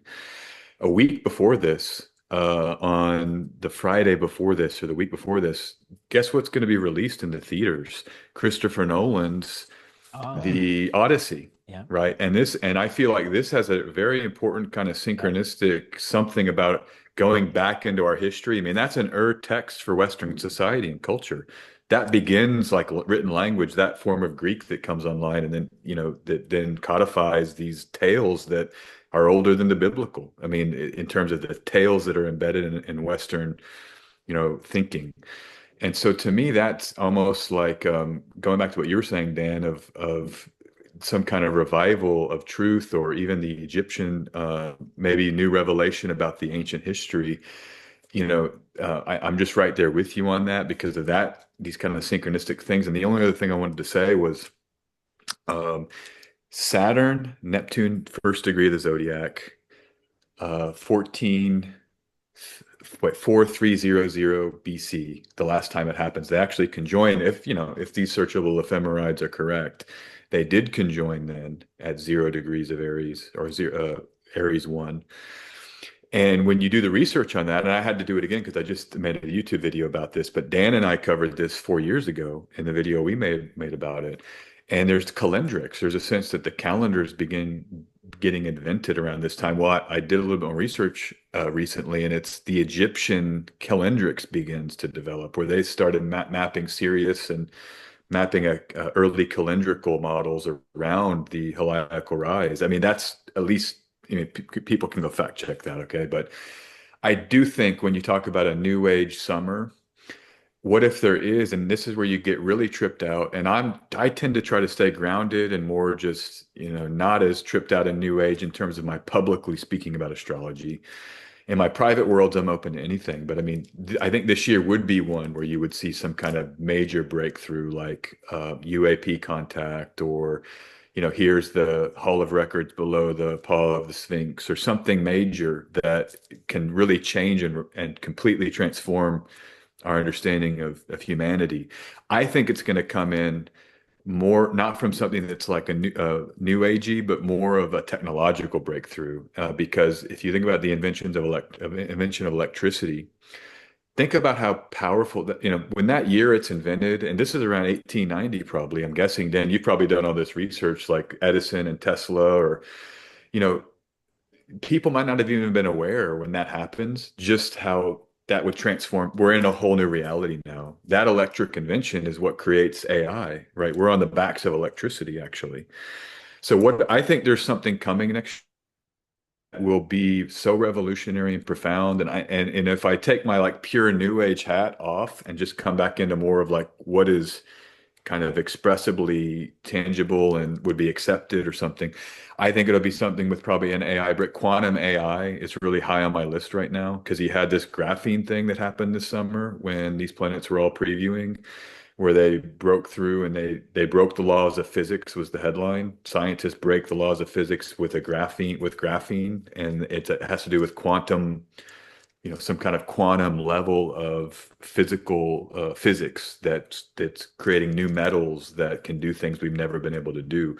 So this is stuff like Terminator, shape-shifting metals, and combined with AI. And so anyhow, I'm just glad this is coming up here because that's another huge theme of next year: breakthrough and core breakthrough for the human collective history and experience is set. We're set up here for something like that. Amazing.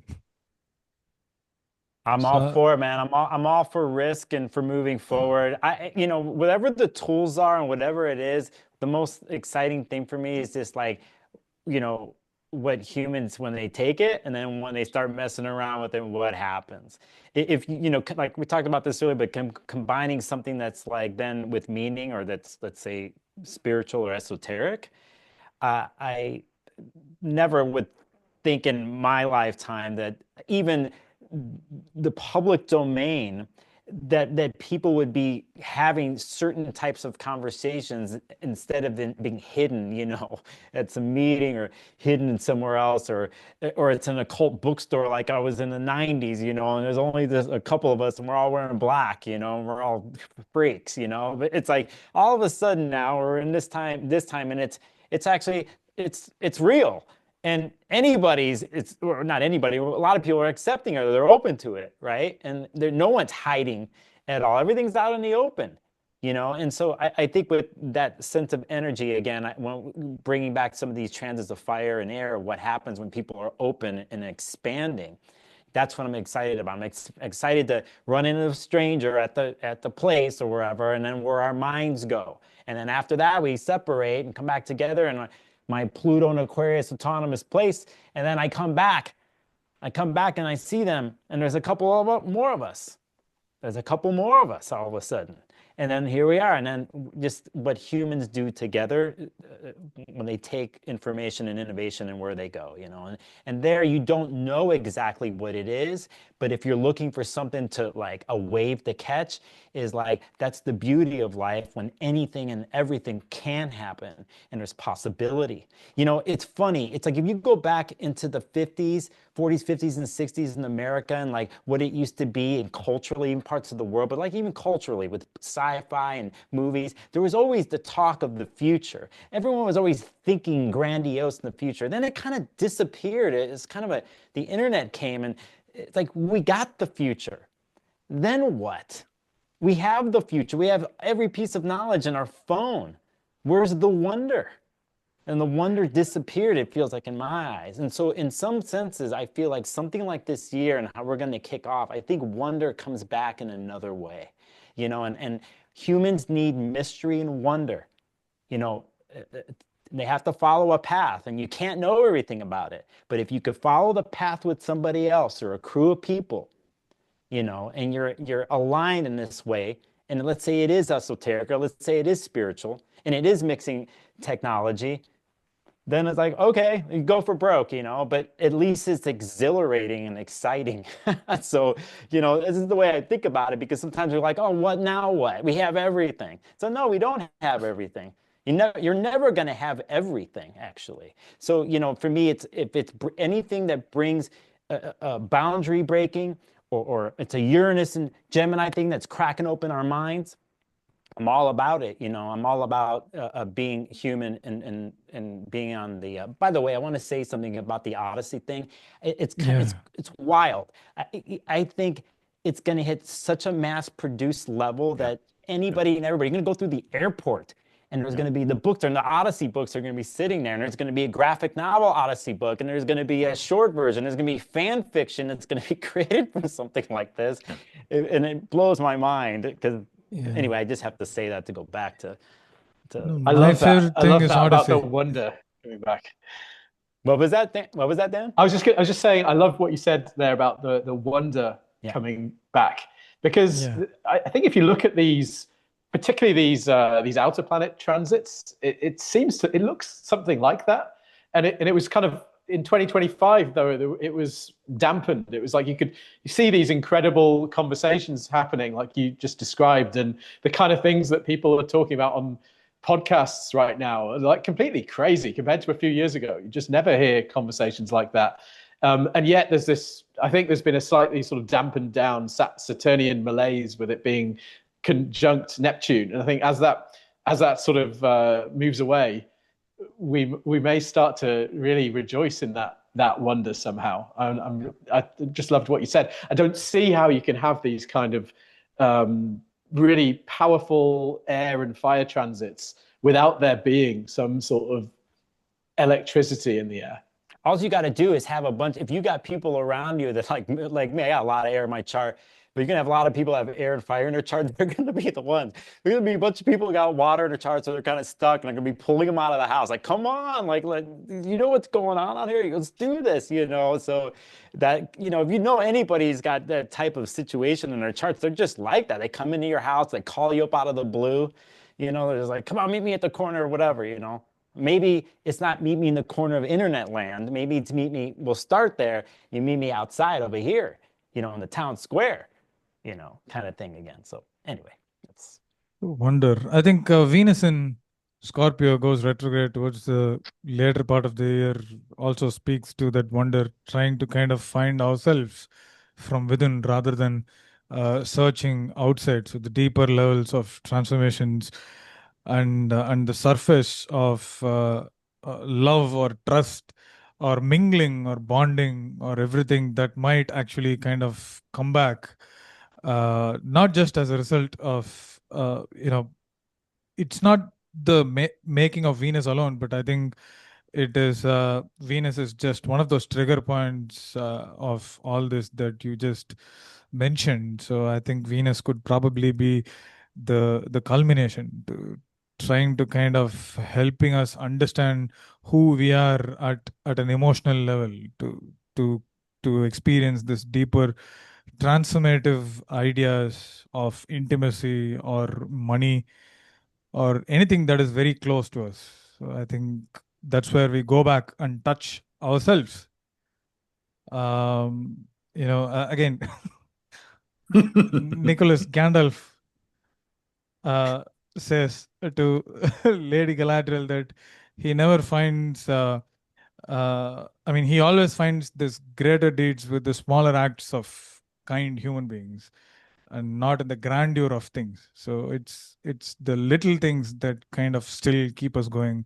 And I think Venus's retrograde phase will probably remind us. this is the thing on our forecast now, isn't it, Ashwin? The last two that we did the November forecast, December forecast, and you did a Hobbit quote for for the. I'm serious, you guys. He's on. He's like recites it like, and yeah, good timing by the way. Yeah, yeah. Just so you guys understand what's going on here. He's a big Lord of the Rings fan. Yeah. Like, yeah. I was just say this Venus retrograde just at the end of the year. If we're talking about, let's just go with some. This is how I like to do astrology sometimes, like some scenarios or something. So we painted the year.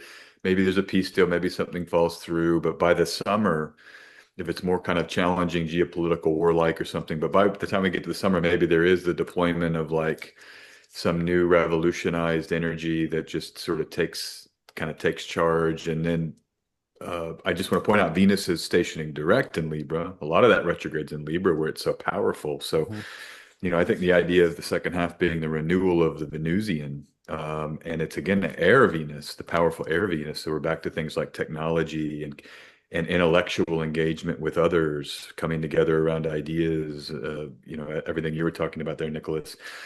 And so that's going to be an exciting, I think, way to frame the second half of the year is, the relational rejuvenation in the wake of how amazing and fresh and new and scary and all of the upheaval that happens at the beginning of the year. We get this kind of renewal of relationships. And maybe, those that are with you continue on. It might be a good time to purge the pretenders, or something like this. I think that the Scorpio Libra is perfect for like getting real and then coming back and making agreements based on the truth, right? And we'll get a chance to do that with our relationships.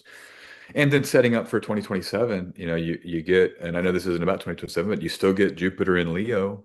There's other trines of Jupiter and Saturn actually in 2027. That fire trine is a triple pass fire trine this cycle. So it's not one summer of love perfected aspect, it's three that we get.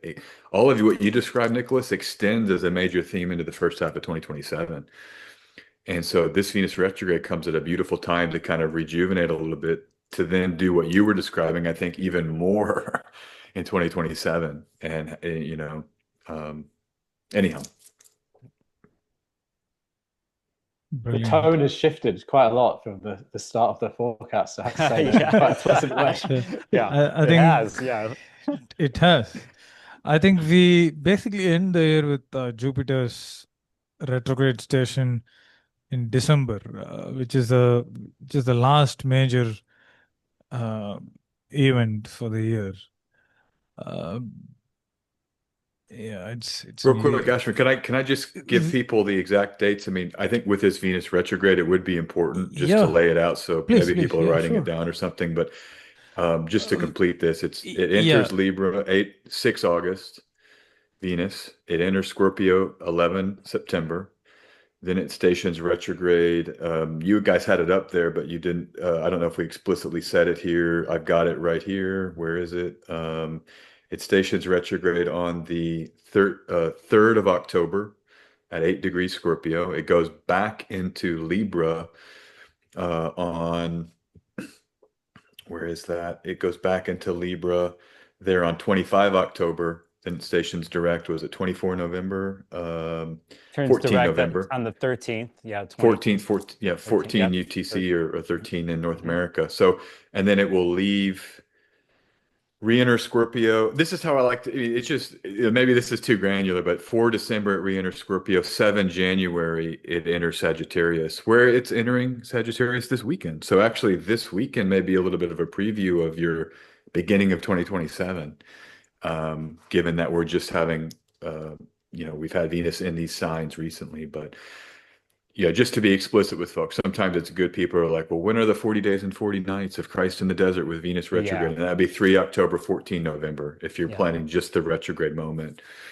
It's kind of funny how it is reflected here with some of the degrees that's going over with what's happened with the Mercury retrograde here in Scorpio and the Grand Water Trine and these places, and Venus, did in Scorpio and stuff. And to go back to, I think there's a different type of pondering and elimination possibly eventually here coming out of the Water Trine at the beginning of the year. But then, yeah, if you're a type of person who's directly affected by this, come that next year there, you really know who's you're going forward with on a one-on-one intimate basis and who's not, And, Venus retrogrades always show that, I think. They bring that up. But obviously, if you have it in Libra and in the Scorpio, yeah, definitely.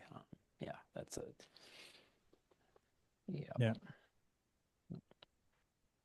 I don't know what are we right there at the end of the year? You had the Jupiter retrograde happens on the 13th of December. 13th of December. Yeah. Yep.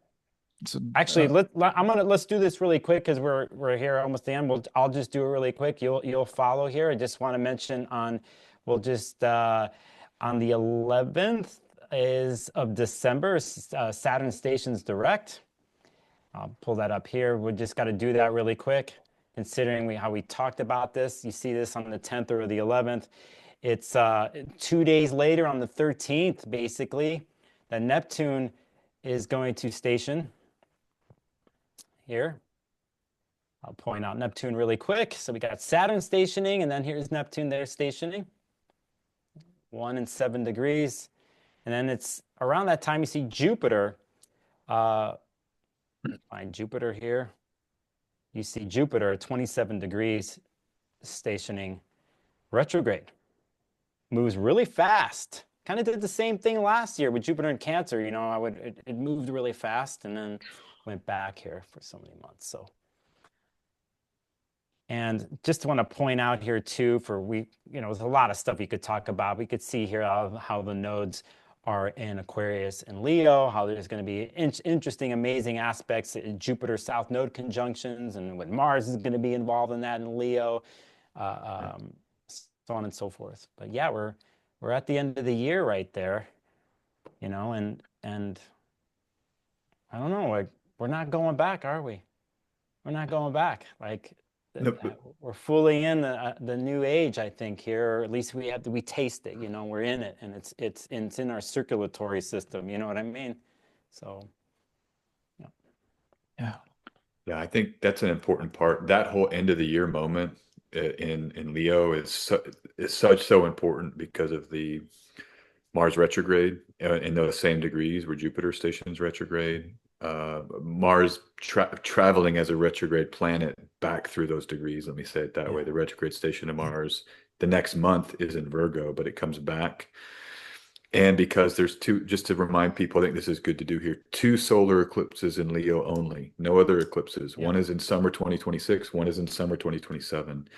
And so there's a kind of compressed Leo, hand of God intervening to kind of push you through your Leo sector with Jupiter and two eclipses there, and a Mars retrograde in the middle to really get you clear about, what you're doing in that Leo sector. Yeah, the So I Leos think need that stuff. They always need a good retrograde, thrown at them.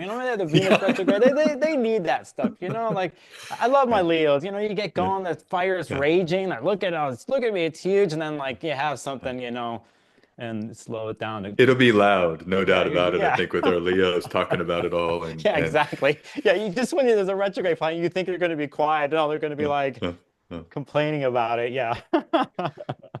But I mean, just a bit of a curveball, but I was looking at Jupiter in Leo previous transits, and you tend to see these really like iconic leadership moments, or leaders become these sort of iconic figures, these like focuses of attention. Everything sort of somehow like has to do with and like forges through the leader. So if you look back, you'll see all these kind of iconic photographs, like Ayatollah Khomeini returning to Iran, for example, in 1979, or to give you a completely different example, George W. Bush standing on a aircraft carrier with a mission accomplished sign behind him. These kind of iconic Leonine kind of images of these leaders, and I just can't help but wonder what we're going to get this time, particularly with a US president with Leo rising and some planets in that sign. And even if things continue, if it makes it that long, to go back to what SJ's saying about that Mars transit that happens on the retrograde too, that goes over, that comes back and forth over his ascendant over there, depending on which chart you do, whether it's 29 or 0 over there. But yeah, and I makes me think about how many U.S. presidents that have been like Leo or had Leo ascendants too, and how they have these signatures, But hey, Dan, I got one for you guys. The Trump escalator moment was Jupiter in Leo last time. That was June 2015. So that's a perfect, that was like a Simpsons thing that was before this. I don't know if that was real or not, but that was replayed for years of when he came down the escalator for the first time with the hat, and that was like a major thing of like launching him, and now we see Trump has been, that was like a major portend how obsessed the media was with that moment. I mean, Trump has he's defines reality right now, love him or hate him. I mean, everything is just Trump. He's just ordering people around. I mean, and not to get off into that, but I mean, that was an amazing, it makes total sense that he would be around like Jupiter and coming back to Leo, but just how talk about innovation. I mean, there's been nothing like this politically. I'm not that old, but to have an American president with so much gravitas and so much power. I mean, they just bow to his feet. Those European leaders just come to the White House. Did you see that this year? They just came and sat and just kind of did whatever he said. It's wild how much Trump is kind of the center of our reality. And so maybe that is good to bring in here, because you bring in his ascendant 29 degrees, whether that's real or not, we don't know. Mars there in Leo for him. To have the Mars retrograde going over his Mars and ascendant, to have Jupiter stationing at the end of the year there. I mean, I think, it feels a lot to me like more Trump, more Trump headlines at what they're going to be. Who knows? That's it. But could you have more? And then and then you see Jupiter and Leo coming, and you're like, oh gosh. Well, it's interesting. You can have more. He has more for the sole reason, my opinion here, is because of communication and media in itself of what it is. If there isn't the way the model of the internet and the quick news cycles and what's developed, there is no Trump. Yeah. It's the ultimate Gemini thing here too. You know what I'm saying? Like with the ultimate thing, but there isn't, that. As long as that machine is rolling, there's Trump. If he's getting up in the morning still, that happens. So have we seen it all? We thought we have, but we're going to see it only because the apparatus itself. And, to me, this is an interesting thing here with the apparatus and what's happening, because you see it, there's social media itself is going through a death right now. we see it here. If we're, talk about aspects here with Pluto and Aquarius and Uranus and Gemini and the fire stuff, there's something shifting social media wise. How information is presented, how it's exchanged. There's an era dying here. And, there's something new coming along. Is it aligned with, let's say, a person like Trump, in a sense, like everyone's making money off the guy, even if you're let's say, a middle of a road Democratic channel, you're still going to show what he's going to say because everyone's going to watch it, and everyone watches it, gives you advertising dollars. So the model itself is it's like perfect scenario, for certain people. Right. So if the scenario, the apparatus, the communication apparatuses change, or they shift, or there is more of and not so consolidated, the consolidation's already happening, but the breaking off of how people share information and what they pay attention to and what they do there. So let's say if it starts to fail and crack and the end does not getting the attention, then we don't see as much anymore, maybe. Or does he make it, go ahead. Two quick things, Nicholas. And I'm glad we're talking about this at the end, because it actually is hot and relevant. But impeachment calls, right? There's impeachment talk increasingly in the recent months. And so could this be the third impeachment or the third cycle of that? And then two is Epstein. And I was tracking these eclipses, the visible eclipses across America. I've been really locked in on the timing of that. They're all Epstein. The 2017 one, the peak period that came 2 years later, was the initial Epstein arrest. Did not kill himself, or did kill himself, or whatever. Then we had two other visible eclipses. There was the October 2023 and then the April 2024. Those had a shared peak here with all these recent Epsteins. It's all been about Epstein. The second eclipse peaks, the period of its peak, and this is using Ptolemaic timing, is in April. It ends. And if more comes out about like Trump and Epstein, which it appears like we were all wrong, he was deeply embedded with Epstein for decades, running in the same circles as best buds, it was. And so that he feels vulnerable around that, especially given how the base was very angry that he was so dismissive. Oh, it's a hoax. It's a hoax. It's like, dude, you got elected on this. What the hell are you talking about? This is not. So I think I'm still watchful of, as Mars retrogrades over his ascendant, that's like a self rebuild. And if it is going to be negative for him, these are the kind of things I'm watching. And again, we're talking about the end of 2026, guys. Yeah. So just one way to maybe think about this in the 2026 prep year ahead video is like, look to the end of 2026 with like Trump. It's like more Trump, but this is like Trump under pressure, or maybe they finally get him somehow. He's got Jupiter and Leo in the South Node too. It's coming over there, and so it's the start of it. Kind of happens maybe this summer, and then it builds, type of thing. Yeah. So the Teflon Don fails finally with like eclipses, Mars and Jupiter there. But yeah. We still have a Uranus moment that's going to happen there, because when the assassination attempt happened there with Mars, remember, we're degrees. We're hitting those places here very, very soon. Yeah. Too. That popped up, not to go off on a tangent. That's fine. The eclipse at 28 degrees of Aquarius again. If that is opposing, if Trump's if Trump's ascendant really is like 29 degrees Leo, then that eclipse is right on his descendant as well, squaring Uranus. So that eclipse is hitting him hard. Now, whether that is speaking to him personally, or this has to do with America, with him being the president, that's maybe something else to think about. Breakdown with Putin, the deal breakdown, that makes it even more stark there, Dan, because that would be Putin as his partner. The eclipse there, that could be that breakdown of their, agreement, or their attempts at an agreement. We're coming that full would fit circle. That very well. We're coming full circle here. From the beginning, we're back here. We're full circle. That's full. It comes around. Yeah. Interesting. Anybody watching? This is what astrology. This is what being an astrologer is. You go here and then you come back, and then it's like the planets, right? They're coming back always. Venus. I think we hit the 2-hour mark. So interesting not to end with Trump, but this has been fascinating to witness all the three of you talk about the nature of 2026. So, what are some of your future projects, Dan, that people should take note of? I'm writing on Substack.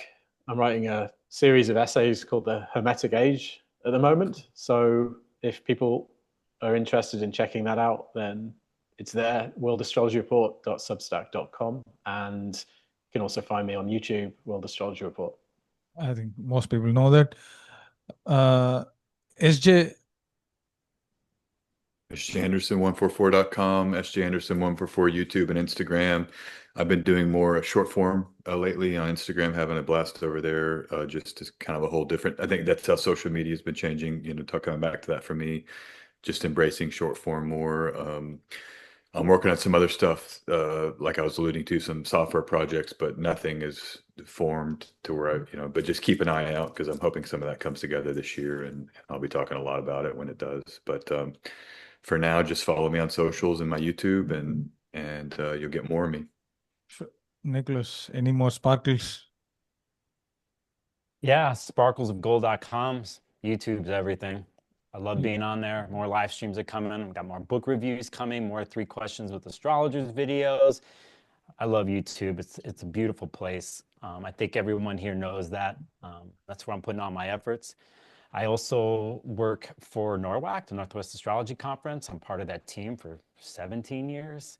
So that conference happens at the end of May, helping out with the online portion and in person. And I'm also helping out with the United Astrology Conference. I sell the ads for the program, and I also will be running the whole marketplace for 42 booths. There's a huge bookstore in there. And I will be in person there doing that coming September, the first week of September. So I'm also on the board of the Washington State Astrological Association too. So do many different things in the astrology world behind the scenes, but that's my world. He is the man. Yep. So sometimes. But you know what happens in the Odyssey? He crashes up against the rocks and he's on his knees and he's nothing. I'm He really had it looking all. forward to that. The Odyssey. I didn't know that Nolan was directing. And even more excited to see Matt Damon. So, cool. Thank you so much, Hey, everyone. as a Greek person, I would have rather had a Greek guy playing the role, okay? Let's just be real. Yeah. Okay, anyway, this was amazing. Thank you, Dan, SJ, and Nicholas, once again for all this enlightenment. And I hope to work again soon with all of you. And thanks everyone for watching, and subscribe, like, and share. As always, we are doing some important work heading towards 2026, and all these astrologers might come back again. So watch out and have a great 2026.